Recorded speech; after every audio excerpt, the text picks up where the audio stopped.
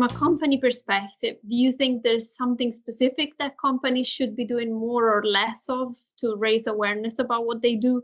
Because I know you mentioned the larger ones moving to being energy companies now, but in the mid-market and smaller companies, what chances do they have of attracting talent, and how could they do that better? I think companies need to do a number of things. First of all, they need to be getting out more into schools and universities. I think we're doing a good job. But I remember when I was at the school, it's quite hard to get people to come along and give talks to the students. I mean, I can do the talk, but it's always good to get somebody in from the industries.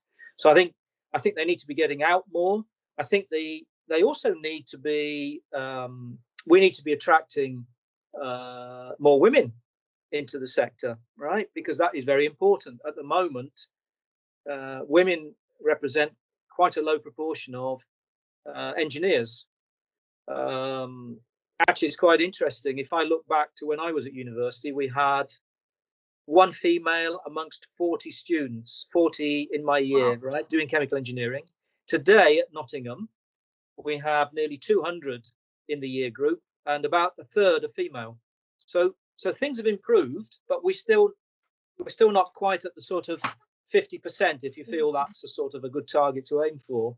So we need to have more of those initiatives like women in engineering, women in science and engineering. We need to also be showing those students how exciting those careers are in the industry, right? And showing them that there are some tremendous career progressions that you can have in the industry. Because when you look at industries to join, it's not just about starting salary. It's about, am I going to have a career here that's going to be interesting? So they need to be much more spent on that.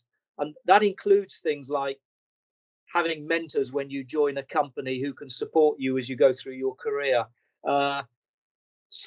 Having people who sponsor you in the organization that will enable you to develop a career in the company, and actually showing you that you're not just one of these companies that we seem to have, unfortunately, where very much hire and fire type. So oil price drops, get rid of 10,000 people, oil price increase, that is wrong. I think what we need to be doing is bringing in these young people and developing their careers. And actually, if there's a downturn, not getting rid of them, because actually we're getting rid of the future. And of course, they'll go away very unhappy. They've just joined and they're going to go away unhappy. So there's lots I think the industry can do. I think its public profile is generally not brilliant. Very often it's a case of keeping the head down rather than actually being open. And I think part of that is they're probably worried about, I don't know, environmentalists who sort of, would be very negative about the industry. But, you don't get anywhere without dialogue. Very, very important to have that dialogue and show people what we are doing in the industry to make it a better world for everyone. And also to prove, actually, that without oil and gas,